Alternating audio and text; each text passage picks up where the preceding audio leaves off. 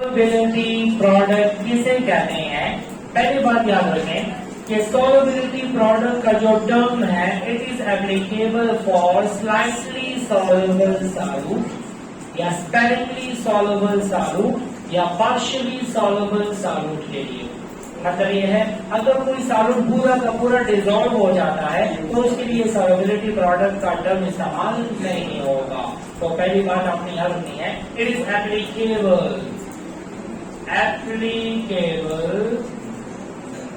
for slightly,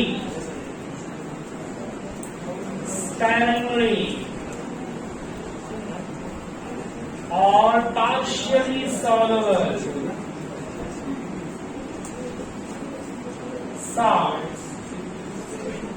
याद रहेंगे ये किसके लिए अप्लाई होता है? पार्शियली सॉल्युबल, स्लाइटली सॉल्युबल या स्पेरिंगली सॉल्युबल साल्ट पे अप्लाई होता है। ठीक है, अब होता क्या है सुने। लेट्स सपोज कि हमारे पास एक कंपाउंड है लेड सल्फेट।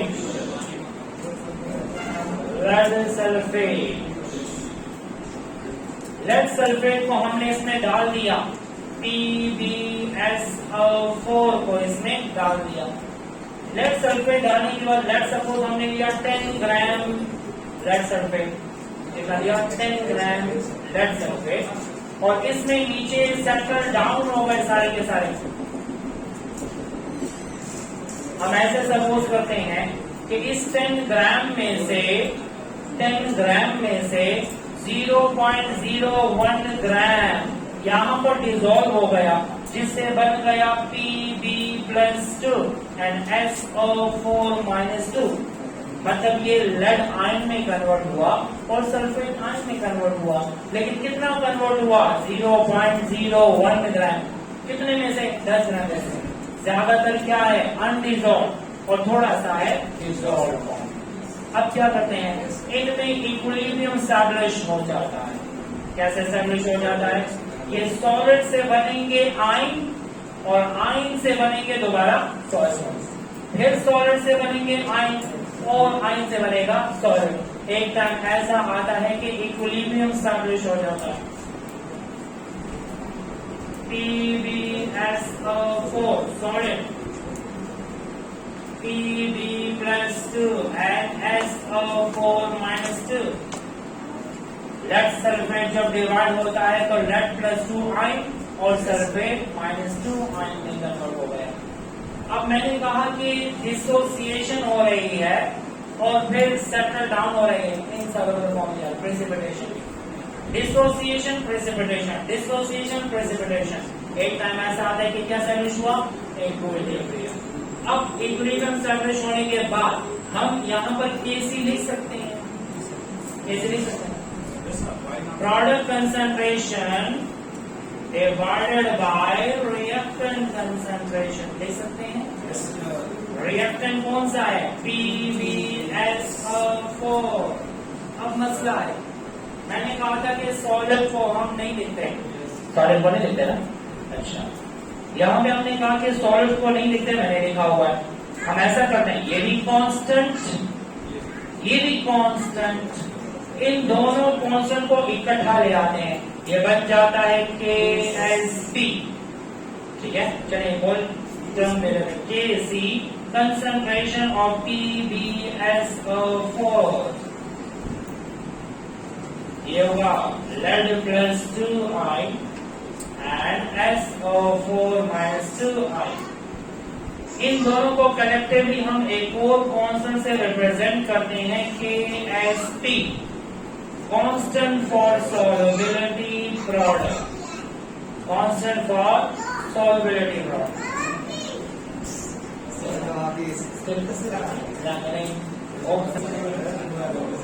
अच्छा, Ksp जो है ये है कांस्टेंट फॉर सॉल्युबिलिटी प्रोडक्ट, ये कांस्टेंट फॉर सॉल्युबिलिटी प्रोडक्ट है, और ये लेड आयन है और ये सल्फेट आयन है। डेफिनेशन क्या है? Definition, the product of molar concentration of ions, the product of molar concentration of ions at equilibrium, याद रहे जब भी कोई सॉल्यूट डिसॉल्व हो जाए और इक्विलिब्रियम एस्टैब्लिश हो जाए उस टाइम पे जो आयंस की कंसंट्रेशन का प्रोडक्ट होगा उसको क्या बोलेंगे? Solubility product. आयंस की कंसंट्रेशन के प्रोडक्ट को क्या बोलते हैं? Ionic product. क्या बोलते हैं? Ionic product. ठीक है, अगर आपसे पूछा जाए व्हाट इज सॉल्युबिलिटी प्रोडक्ट तो आपने कहना है ionic product at equilibrium is called as solubility product.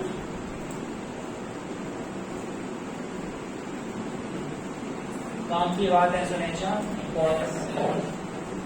अगर आपसे बोला जाए कि व्हाट इज सॉल्युबिलिटी प्रोडक्ट, आपने कहना है आयंस की कंसंट्रेशन का जो प्रोडक्ट है, आयंस की कंसंट्रेशन का जो प्रोडक्ट है इक्विलिब्रियम पे उसे क्या बोलेंगे? Solubility product. तो आयंस की कंसंट्रेशन के प्रोडक्ट को बोलते हैं आयोनिक प्रोडक्ट।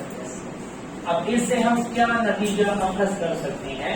सुनिए, अगर आपको कोई कहे ionic product is less than solubility product, जब आयोनिक प्रोडक्ट कम हो और सॉल्युबिलिटी प्रोडक्ट ज्यादा हो मतलब सोल्यूशन होगा अनसैचुरेटेड।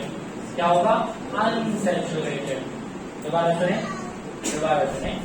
लेट्स सपोज कि लेड सल्फेट जब डिसॉल्व हो जाता है इसमें और इक्विलिब्रियम एस्टैब्लिश हो जाता है, इनकी वैल्यूज को पुट करने के बाद KSP की वैल्यू मिलती है क्या? 4। मतलब हमने लेड सल्फेट डाल दिया, डिसॉल्व किया और हमें वैल्यू मिल गई क्या? 4। हम कहेंगे ये इक्विलिब्रियम पे पहुंच गया है। अब फर्दर इसमें और आयंस डिसॉल्व नहीं होंगे। क्या नहीं होंगे? और डिसॉल्व नहीं होंगे। हम कहेंगे ये सोल्यूशन क्या है? सैचुरेटेड है। क्या है? सैचुरेटेड।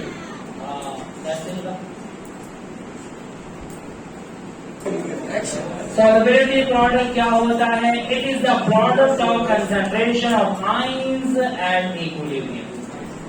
हम सिंपली कहते हैं ionic product at equilibrium is called as solubility product. मैंने कहा लेट्स सपोज कि जब लेड सल्फेट डिसॉल्व होता है और उसके आयंस की कंसंट्रेशन को मल्टीप्लाई करते हैं तो हमें वैल्यू क्या मिलती है? 4।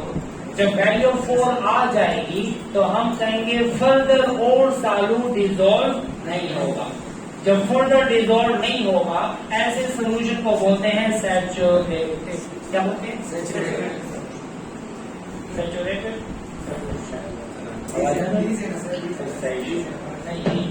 यहाँ से अब ठीक है। अच्छा, जब आयोनिक प्रोडक्ट सॉल्युबिलिटी प्रोडक्ट 4 हो और आयोनिक प्रोडक्ट 2 आ जाए मतलब हमारे पास सोल्यूशन क्या है? अनसैचुरेटेड है। सोल्यूशन क्या है? अनसैचुरेटेड। मतलब ये दोबारा और डिसॉल्व होगा ताकि वैल्यू कितनी हो जाए? 4। तो आपने याद रखना है कि if ionic product is less than solubility product it means solution is unsaturated. Unsaturated solution. और हम क्या कहेंगे? अनसैचुरेटेड सोल्यूशन में सॉल्युबिलिटी टेक्स प्लेस मतलब और सॉल्यूट डिसॉल्व होगा। सॉल्युबिलिटी और dissociation of salt takes place। ठीक है, एमसीक्यू में आता है कि for slightly soluble solute ionic product is less than solubility product it mean the solution is unsaturated. ठीक है, और अगर ऐसा हो जाए कि आयोनिक प्रोडक्ट हो जाए ज्यादा और सॉल्युबिलिटी प्रोडक्ट हो जाए कम, होना चाहिए 4 लेकिन हो गया 6, तो हम कहेंगे ये क्या है? This is super saturated solution. जिसमें आयंस की कंसंट्रेशन ज्यादा हो जाए ऐसे सॉल्यूशन को बोलते हैं सुपर सैचुरेटेड सॉल्यूशन। ठीक है, अब सुपर सैचुरेटेड सॉल्यूशन स्टेबल नहीं होता, जो एक्स्ट्रा डिसॉल्व हुआ होगा वो सेटल डाउन हो जाएगा। जब सेटल डाउन होगा तो मतलब हम क्या कहेंगे? What happens precipitation takes place.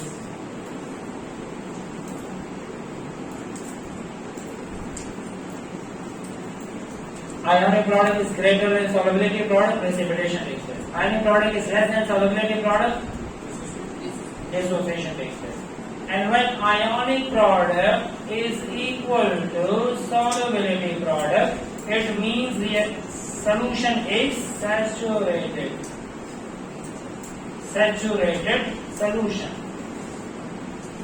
Neither solubility nor precipitation takes place. Neither solubility nor precipitation takes place.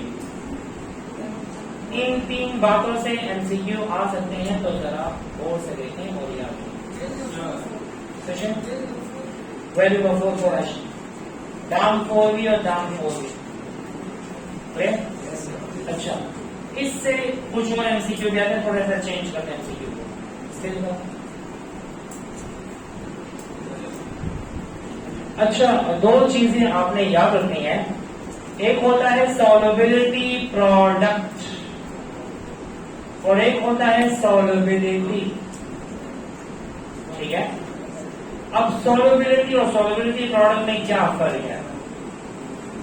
ये लेड सल्फेट है, एसोसिएट हुआ लेड +2 में और सल्फेट -2 में।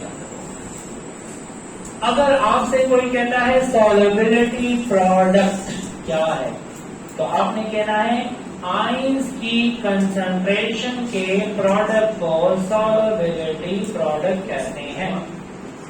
आयंस की कंसंट्रेशन के प्रोडक्ट को क्या बोलते हैं? Solubility product. ठीक है, और अगर आपको कोई कहे सॉल्युबिलिटी किसे कहते हैं, सनी सॉल्युबिलिटी, तो याद रहे सॉल्युबिलिटी का मतलब पहले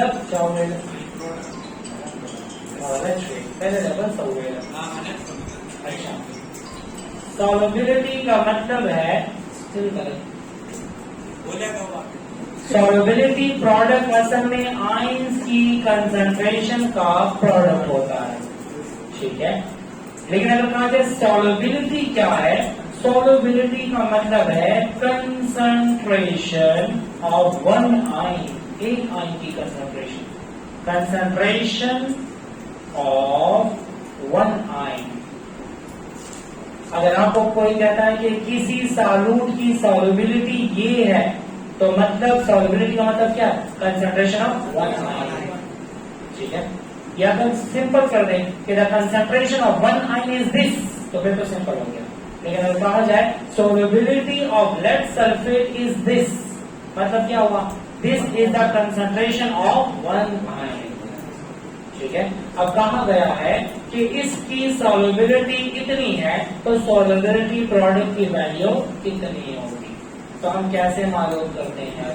हम ऐसे करते हैं कि हमें पता है कि एक आयन की कंसंट्रेशन कितनी है, कितनी है 2, तो यहाँ पे लिखेंगे 2 × 10⁻⁵, फिर 2 × 10⁻⁵, तो मल्टीप्लाई करके क्या करेंगे 4 × 10⁻⁻, तो आंसर आ जाएगा ये।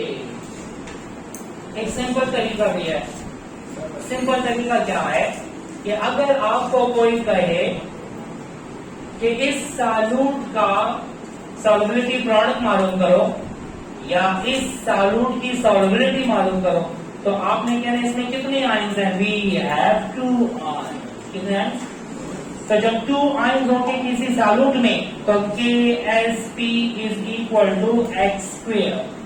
इस फॉर्मूले से मालूम करते हैं। क्या मतलब? What is x over here? यहां पर x है सॉल्युबिलिटी, x क्या है? सॉल्युबिलिटी या कंसंट्रेशन ऑफ वन आयन। आपने देखना है कि अगर हमें कहा गया है कि सॉल्युबिलिटी प्रोडक्ट मालूम करो, तो सॉल्युबिलिटी प्रोडक्ट मालूम करना है तो पहले सॉल्यूट देखें कितने आयन देता है, 1 और ये 2 आयन दे रहा है, तो सॉल्युबिलिटी प्रोडक्ट = x²। समझ आ रही है? लेकिन अगर आपको ऐसे कहा जाए तो इनपुट भी कर सकते हैं। x कितना है 2 इंटू 10 की पावर माइनस 5, ये हो गया कितना 2 इंटू 10 की पावर माइनस 5 का स्क्वायर लिया, इसका स्क्वायर 4 और ये मल्टीप्लाई कर दो 10। ठीक है। अच्छा, अगर आपसे कोई कहे कि KSP for silver chloride it is 16 into 10 की पावर कितना लो माइनस 90, माइनस 9 ले लिया, मोलैरिटी स्क्वायर। अच्छा, इसको ऐसे 5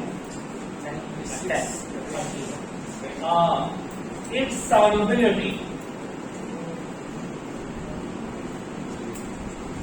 is a 16 into 10 की power minus 5 molar, B 16 into 10 की power minus 10 molarity square, C 4 into 10 की पावर माइनस 5 मोलैरिटी नडा। कौन सा है? सी। अच्छा देखें, हमें दिया गया है क्या दिया? KSP दिया और हमें मालूम करना है सॉल्युबिलिटी x। अब देख रहे हैं सिल्वर क्लोराइड में 2 आयन है, तो 2 आयन के लिए क्या फॉर्मूला है? KSP = x²। हमें तो ये पता है, हमें क्या फाइंड करना है? x, तो हमें क्या लेना होगा? Square root. अगर हम सॉल्युबिलिटी प्रोडक्ट मालूम करेंगे तो x² करके मालूम करेंगे, और अगर हमें सॉल्युबिलिटी मालूम करनी होगी तो स्क्वायर रूट लेके मालूम करेंगे। सही लगा ना? इसी का मालूम हो। हाँ, पुट कर लेंगे। पुट कर लेते हैं तो देख लेते हैं कितना है 16 मल्टीप्लाई 10 की पावर माइनस 10, ये हो गया ऐसे, इससे आएगा 4 और इससे आएगा माइनस 5, तो इससे आ जाएगा क्या 4 इंटू 10 की पावर माइनस 5। समझ आ रही है? जब 2 आयन्स होंगे तो KSP = क्या होगा? x²। और अगर 3 आयन्स होंगे, if we have 3 ions in our solute, तो क्या करेंगे? x³ नहीं, या था KSP = 4x³। 4x³। हाँ, चलिए देख लेते हैं कैसे। हम ऐसा करते हैं, हम ले लेते हैं PbCl2। ये डिसोसिएट होता है तो क्या होगा? ये लेड आयन देगा और 2 क्लोराइड आयन देगा। अंदर क्वेश्चन रहेगा, इससे ये वाला फॉर्मूला आता है। लेट्स सपोज कि इसकी सॉल्युबिलिटी क्या है? इसकी सॉल्युबिलिटी क्या है? इसकी सॉल्युबिलिटी मैंने ले ली है क्या? x। इसकी सॉल्युबिलिटी क्या है? x। मतलब x is the concentration of 1 ion. तो यहाँ पे मैं क्या लूंगा? x लूंगा, और यहाँ पे मैं क्या लूंगा? 2x लूंगा। इसका मैं एक्सप्रेशन लेता हूँ, KSP = concentration of lead ion and concentration of chloride ion की पावर क्या? 2। ऐसे ही है। अब क्या करेंगे? यहाँ पर मैं पुट करता हूँ x और यहाँ पर मैं पुट करता हूँ 2x का स्क्वायर। क्या हो जाएगा? तो 2 4, 4x², x² multiply by x3, 4x3। ये करने का मकसद क्या? ताकि आपको पता लग जाए कि ये वाला फॉर्मूला बिल्कुल ठीक है। जब 3 आयन्स होंगे तो फॉर्मूला क्या होगा? KSP = 4x³। और अगर हमें सॉल्युबिलिटी प्रोडक्ट दी जाए और हमें सॉल्युबिलिटी मालूम करना तो रीअरेंज कर सकते हैं। क्या करेंगे? हम ऐसे करेंगे, x = KSP / 4 और क्यूब रूट होगा क्या? नहीं होगा। मतलब 4 नीचे आ जाएगा और हमें क्यूब खत्म करना तो क्यूब रूट ले लेना होगा। फॉर्मूला याद रखिए। सही।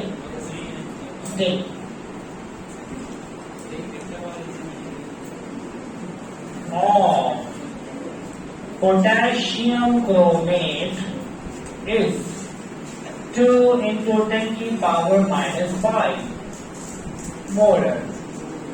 Its solubility product will be A. ये है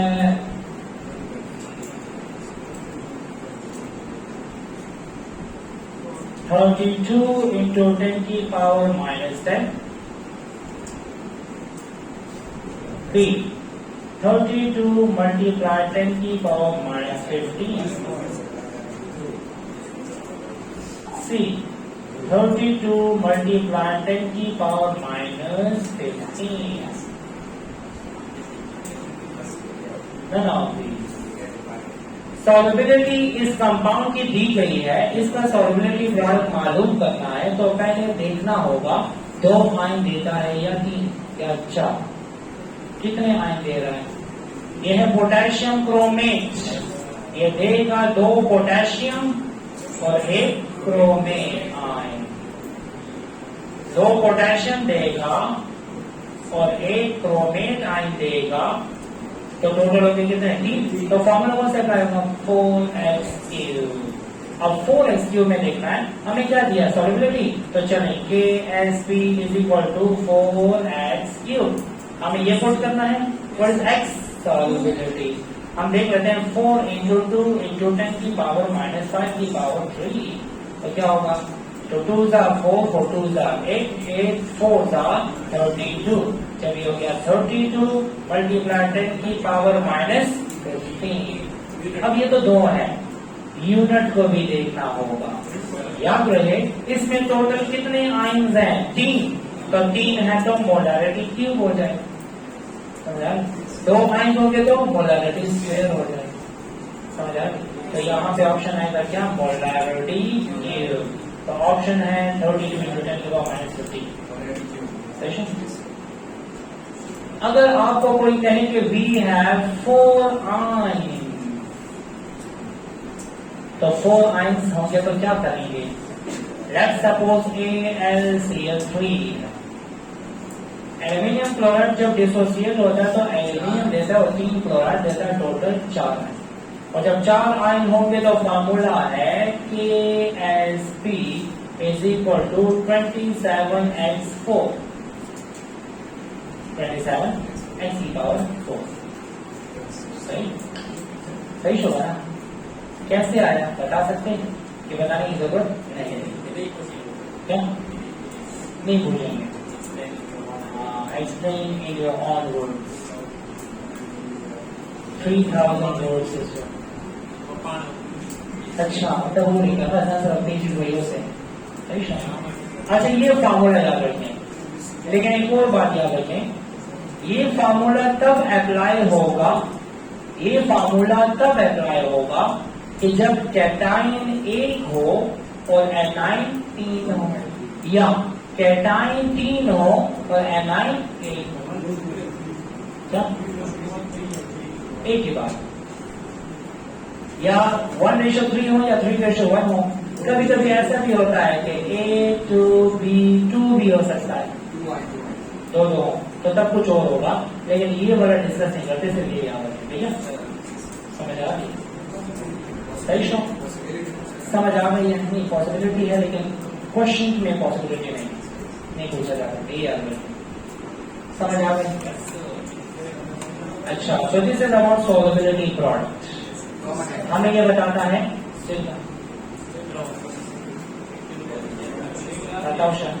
common ion effect. Common ion effect. क्या? इसके बाद different solution. किसने कहा 5 बजे तक क्लास चले? कॉमन आयन इफेक्ट क्या है? ये ऐसा इफेक्ट है जिसमें एक सॉल्यूट की सॉल्युबिलिटी कम हो जाती है दूसरे सॉल्यूट के आने की वजह से, लेकिन इन सॉल्यूट में एक आयन होना चाहिए common.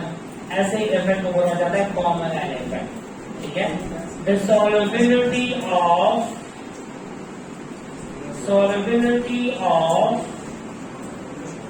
a weak electrolyte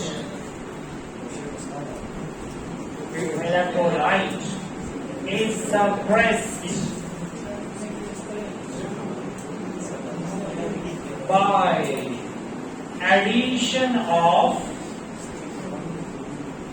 another strong electrolyte having an ion in common.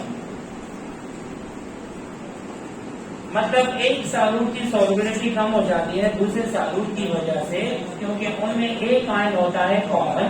ऐसे इफेक्ट को बोला जाता है कॉमन आयन इफेक्ट। इंपॉर्टेंस याद रखिए अगर एमसीक्यू में आए कि कॉमन आयन इफेक्ट की इंपॉर्टेंस क्या है, तो पहली इंपॉर्टेंस ये है कि it is use for the purification of a compound. Purification of compound की प्योरिफिकेशन करनी है तो हम क्या करते हैं, कॉमन आयन इफेक्ट करते हैं। ठीक है, समझ आ रही। दूसरा, अगर पूछा जाए कि कॉमन आयन इफेक्ट कौन से वाले प्रिंसिपल के मुताबिक होता है, तो डी चार्टलियर प्रिंसिपल के मुताबिक होता है। ठीक है, it is on the basis of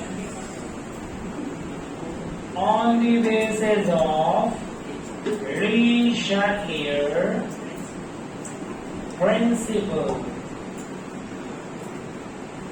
de Chatelier principle के मुताबिक ये वाला फिनोमिना होता है और उसी के मुताबिक एक की कंसंट्रेशन ज्यादा तो या फॉरवर्ड जाएगा या बैकवर्ड आएगा। अगर आपसे कोई कहे एमसीक्यू में, जैसे मैं आपको बता दूं कि अगर हम NaCl को प्योरीफाई करना चाहते हैं, फॉर एग्जाम्पल ये सोल्यूशन मैंने बनाया है NaCl का और मैं इसको प्योरीफाई करना चाहता हूं, और ये मैंने सोल्यूशन बनाया है सैचुरेटेड, मतलब और सॉल्यूट डिसॉल्व नहीं हो सकता। मैं इसमें डाल देता हूं HCl। जब HCl गुजार देते हैं इसमें तो क्या होता है, सोडियम क्लोराइड तो डिसोसिएटेड था सारा का सारा, एक्वस प्लस क्लोराइड एक्वस। लेकिन जैसे ही हमने इसमें डाल दिया HCl तो HCl जो है वो NaCl से ज्यादा डिसॉल्व होने वाला है। तो क्या होता है, ये खुद डिसॉल्व हो जाता है और इसको अनडिसॉल्व कर देता है।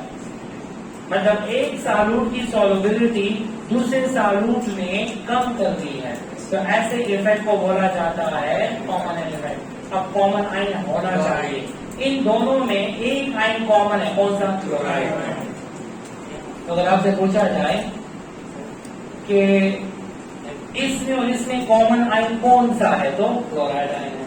और इस कॉमन आयन इफेक्ट की वजह से देखिए ना, इसमें ऑलरेडी क्लोराइड था, हमने HCl डाला तो क्लोराइड की कंसंट्रेशन हो गई ज्यादा। जब प्रोडक्ट की कंसंट्रेशन होती है ज्यादा तो रिएक्शन मूव करता है कहां, बैकवर्ड।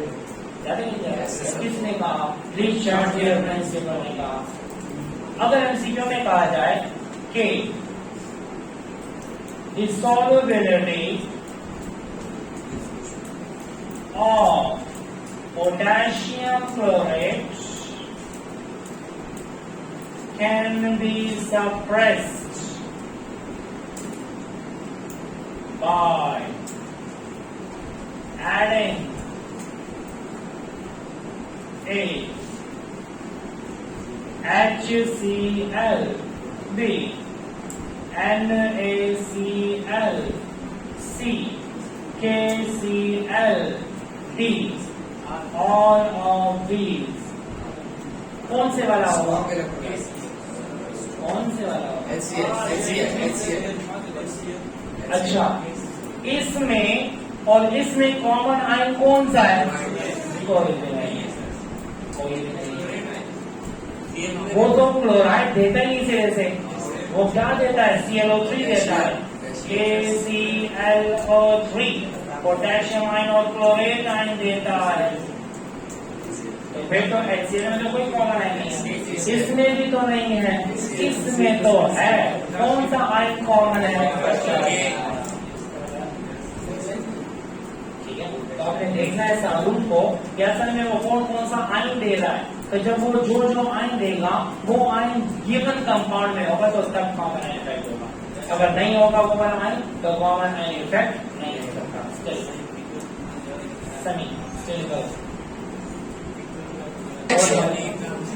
बफर सोल्यूशन क्या है? ये वो सोल्यूशन है जिसमें स्मॉल अमाउंट ऑफ एसिड डाल दें या स्मॉल अमाउंट ऑफ बेस डाल दें तो पीएच में चेंज नहीं आएगा। इसका मतलब ये है कि it resist the change in pH when small amount of strong acid or strong base is added to it. अब एक और बात, we have two types of buffer solution. दो किस्म के बफर हैं। एक को बोला जाता है एसिडिक बफर और दूसरे को बोला जाता है basic buffer.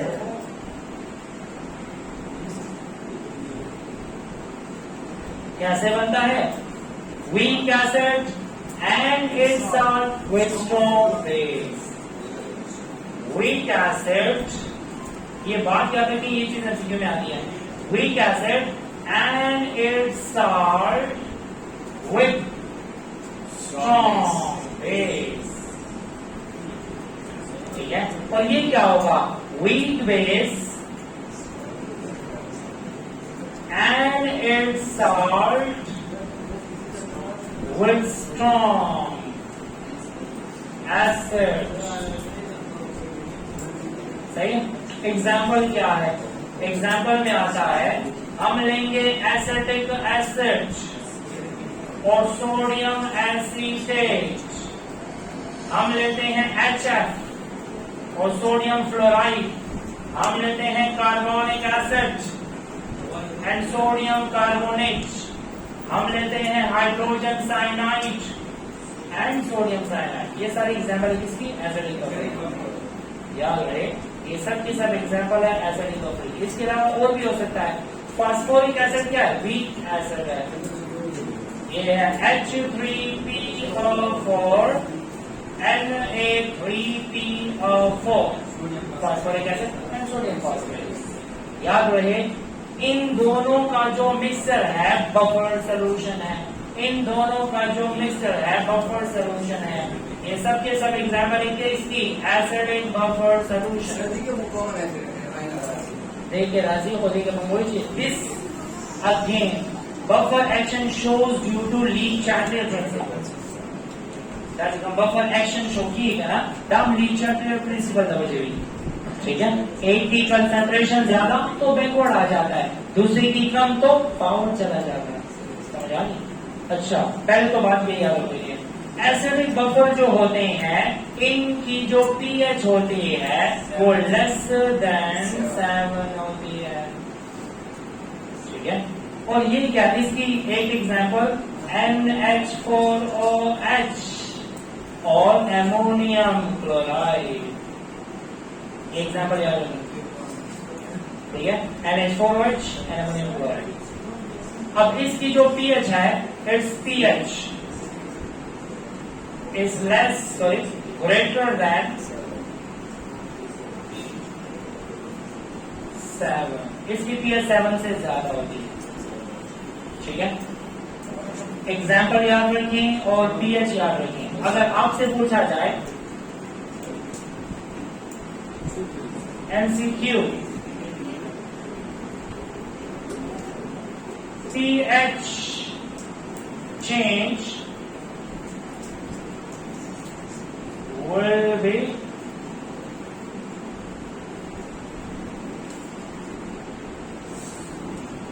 when dash is added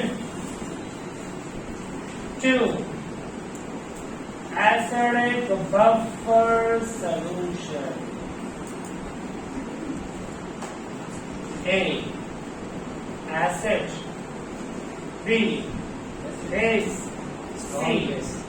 Fourth acid. pH change में रेजिस्टेंस आएगी जब क्या डालेंगे एसिडिक बफर में। क्या डालेंगे? एसिड डालेंगे तो रेजिस्टेंस आएगी या बेस डालेंगे रेजिस्टेंस आएगी। याद रहे एसिडिक बफर में हम बेस डालें या एसिड डालें, दोनों से पीएच चेंज में रेजिस्टेंस आएगी। ये नहीं है कि एसिडिक बफर बेस के लिए है और बेसिक बफर एसिड के लिए है, ऐसे नहीं। दोनों दफा कर गए हाँ सही शो का एसिडिक बफर भी का बेसिक बफर भी एसिडिक बफर के एसिड वाचो या बेस वाचो तो पीएच चेंज होता है और बेसिक बफर के बाद एसिड वाचो और या बेस वाचो दोनों ना पीएच चेंज न रहती। It means that acidic buffer सिर्फ एसिड के लिए नहीं है, वो सिर्फ बेस के लिए नहीं है, वो दोनों के लिए अप्लाई होता है। whether we are going to add acid in it or we are going to add base in it, pH change will be resistant। ठीक है, समझ आ रही है?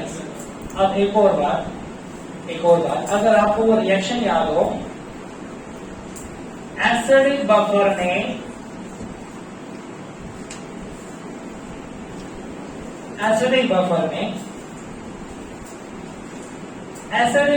में अगर इफ बेस इज एडेड, अगर एसिडिक बफर में हम बेस डाल दें तो क्या होगा? Neutralisation reaction.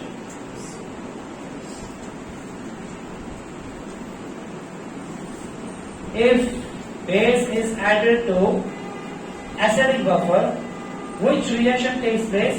Neutralization reaction। और फिर अगर हम बेसिक बफर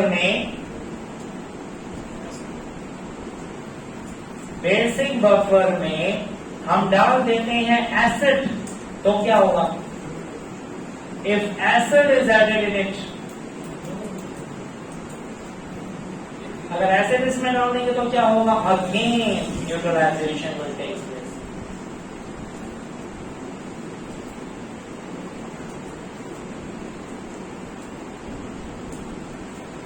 इसका मतलब ये हुआ कि एसिडिक बफर में एसिड डालो या बेस डालो पीएच चेंज नहीं आएगा, बेसिक बफर में एसिड डालो बेस डालो पीएच चेंज नहीं आएगी, रेजिस्टेंस आएगी। अगर एसिडिक बफर में बेस डाला तो क्या होगा? न्यूट्रलाइजेशन, और जब न्यूट्रलाइजेशन हो गई तो पीएच में चेंज नहीं आएगा। और जब बेसिक बफर में एसिड डालेंगे फिर न्यूट्रलाइजेशन हो जाएगी, तब भी पीएच में चेंज नहीं होगा। ठीक है, तो this is all about buffer solution. क्या होगा रिएक्शन से बताइए। अच्छा ऐसा होता है, ये है CH3 COOH CH3 COO minus H plus CH3 COONA CH3 COO and Na plus। मैंने एक मिक्सचर बनाया जस्ट 2 मिनट्स जिसमें एसिटिक एसिड है और सोडियम एसिटेट है, सही है। That is one mixture का बसवेगा बफर सॉल्यूशन। अब ये बफर सॉल्यूशन एसिडिक बफर सही होगा ना। उस दलील सॉल्यूशन की वजह से एसिटेट आयन बनी, हाइड्रोजन आयन बनी या एसिटेट आयन बनी और सोडियम आयन बनी। अब क्वेश्चन ये भी राइज होता है, why we are going to add sodium acetate in it. और मोटिकल सोडियम एसिटेट पे सॉल्यूशन क्या होगा ना बफर सॉल्यूशन के मतलब एसिटेट आयन कंसंट्रेशन ज्यादा ही, एसिटेट आयन कंसंट्रेशन ज्यादा है और रिएक्शन में जब मूव करी backward large, so we have appreciable amount of acetic acid and we have appreciable amount of acetate ion। ये बफर एक्शन ज्यादा टाइम तक कर सकता है। अगर ये नहीं डालेंगे तो बफर एक्शन बहुत कम टाइम के लिए होगा, ये डालेंगे तो बफर एक्शन काफी टाइम तक होगा।